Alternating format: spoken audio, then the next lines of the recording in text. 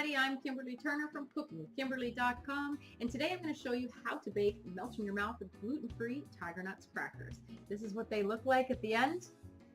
Let me show you how. So today I'm using 2 of Tiger Nuts USA's products, and make sure you check them out online at tigernutsusa.com. This is their Tiger Nuts flour, and I'm also using a Tiger Nuts oil. This is a raw premium organic extra virgin first press Tiger Nuts oil. If you've never heard of tiger nuts before, they're not nuts at all. They're actually little tubers that grow under the ground, and they kind of look like little wrinkly chickpeas. There you go. Okay. They're vegetarian, vegan, organic. They're non-GMO if you get them from Tiger Nuts USA. They're paleo diet, raw food, and Whole30 diet friendly. They have a resistant starch, which is great for weight loss. They're cholesterol, gluten, nut-free, dairy-free. They're amazing little things. They're antibacterial, and they have a prebiotic in them.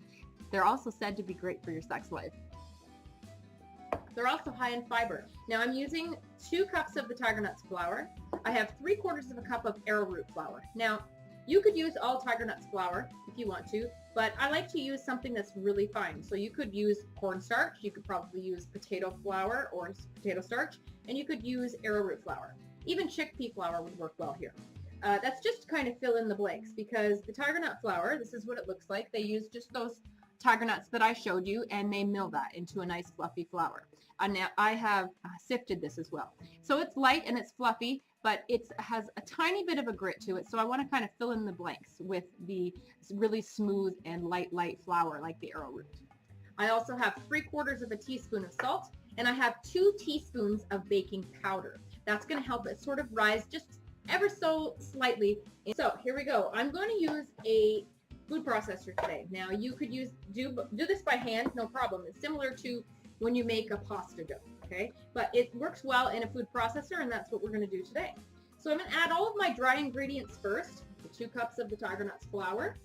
And if you don't know what Tiger Nuts flour tastes like, or Tiger Nuts taste like, they kind of have a little bit of a coconutty, sweet flavor to them. This would be a fantastic recipe for tailgating this year for Super Bowl. 3/4 of a cup of arrowroot flour again, depending on who you've invited to your party. Some people have celiac problems, and that's a big deal these days. So make them gluten-free. And the salt. Now let's just process this quickly just to mix things up. Now if you're going to be mixing by hand, you might want to use a pastry blender, the little hand thing that you use when you're making pie crust, okay? Just to get that oil mixed in. Now I'm using 1/3 of a cup of oil. Half of that is coconut oil, and half of that is my Tiger Nuts oil. In that goes. When you blend this up and mix this, you want to pulse it.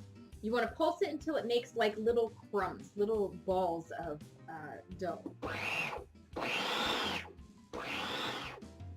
It's coming together quite well. However, I think I need just a little bit extra of the fat. So I'm going to add another tablespoon or so of the coconut oil, because it's solid at room temperature. Every day you cook, it's a different thing. The atmosphere is different. Your conditions are different every single time. Okay, next what we're going to do is I'm going to lightly flour my work surface. So let's pull this dough together into a ball. And I'm just going to knead it a little bit to make sure that it's all in nice form here. All put together, all the right texture. It doesn't really need kneading in the sense that we're trying to develop the gluten, because this is gluten-free. Get all those pieces. This is quite a soft dough. So what we need to do is cool this before we start trying to work with it. I formed it into a ball. I'll show you what this looks like. It's beautiful dough. It's nice and soft. Smells good. There you go. Now I'm going to put this into a bowl for the next 30 minutes or so. I'm going to let it rest, but I'm actually going to cool it. I'm going to leave it in a cool location so that those fats can solidify in there. So cover that with plastic wrap. Leave it somewhere cool for about 30 minutes, I would say. See you then. All right, so I didn't have time to finish last night, so I'm going to finish today. So this has been chilling in the refrigerator overnight, which is no big deal. Just need 30 minutes to however long you have. And I'm going to cut this into quarters. There we go. And I'll show you what it looks like. It's a beautiful dough at this point. It's nice and chilled. See that? It's nice and dense. And I'm going to cut each of these quarters into 3. as evenly as possible. Slices like pieces of pie or cake. Use a nice sharp knife, a big one. All right, a little more bench flour. Make sure it's non-stick. Grab each one of those pieces and you're going to form that into a ball. Okay, roll it into a ball. If you need to put flour on your hands, go ahead and do that. And that's what you have, okay? And put each one of those back into that bowl and cover it with plastic wrap and let them sit an additional 20 to 30 minutes. It's much easier to roll it in your hand. You have more control over it than on the counter. So there you go. We have 12 equal little sized balls, okay? So cover that back up with plastic wrap. Let that sit another 20, 30 minutes in a cool place, not necessarily the refrigerator, but a cool place. And we'll see you then. Now that each one is cooled again, I'm going to cool them in between. I'm going to cut each ball, kind of flatten it, and cut them into 4. Rolling them into balls again, and get yourself 2 pieces of plastic. So what I've done is I've just sliced a resealable plastic bag into 2 pieces, took the zip part off the top. And I'm going to just put a little bit of flour on each piece, make sure they don't stick. And I'm going to flatten each one of these, like that. And I'm going to use just a baking dish or casserole dish so that you can see through it. And I'm going to flatten them to a nice size, make them little rounds. Not too thin though. And preheat your oven to 400 degrees. Now peel that plastic.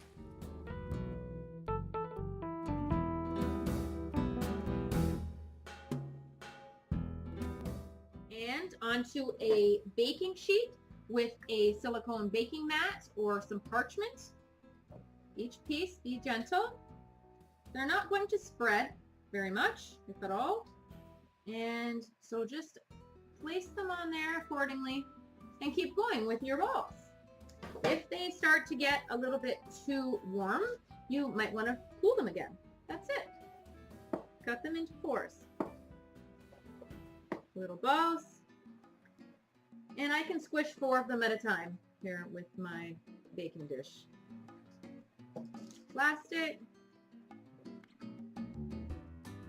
And squish. It's kind of fun. And this is what you get. Little rounds of crackers. There we go. So these are just under about 1/4 of an inch thick. They're easy to deal with so long as the dough is nice and cool. So here is the tray done, ready to go into the oven. Keep an eye on them. This is going to go very quickly. So these should go in for roughly 8 to 10 minutes on 400 degrees, and you want to make sure that they just have browned. You don't want them to go too far. So keep your eye on them. In they go. All right. These have just started to brown along the edges. You can see that a little bit. There you go. And I'm going to leave them on the tray for 2 to 3 minutes. These are delicate, and they're going to be light and crumbly and kind of buttery tasting. So we're going to leave them on the tray for a couple of minutes before we remove them to a cooling rack to cool completely before you serve them. In goes my next tray, about 8 to 10 minutes, or until they're goldenish, okay?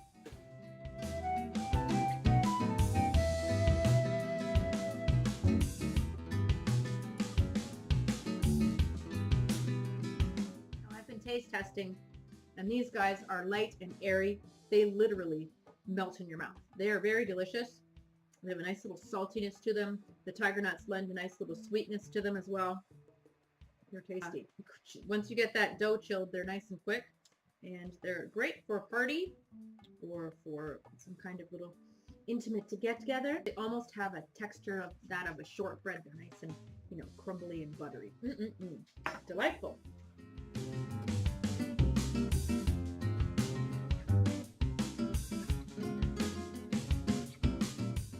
Doesn't my fruit, veggie, cheese cracker tray look beautiful?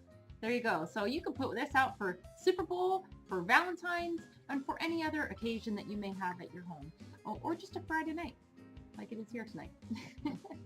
Let me show you the texture of these. They are literally melt in your mouth. They just kind of crumble. They're so wonderful. It kind of looks like a cookie, doesn't it? I love that sweet and salty balance. Delightful. perfect little cracker. Now you could have this dough already made. You can keep it in your freezer for in case someone does come over and you weren't ready. You can take it out, quickly deep thaw it, and get some crackers made while they're there. So there you go. They're gluten-free. You can accommodate many people when they come over. They're also vegan.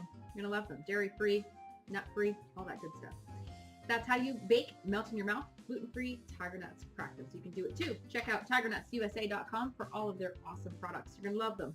Follow me on Twitter at Cooking with Kim E with a capital E. Like the fan page at Facebook.com/CookingWithKimberly. Check out my Instagram.com/WebChef of all trades. You can find my shows on YouTube.com/CookingWithKimberly and come to my website at CookingWithKimberly.com. Interact with us and subscribe. Let us know what's going on in your culinary world. All right? Be a champion in your kitchen and eat deliciously. Bye.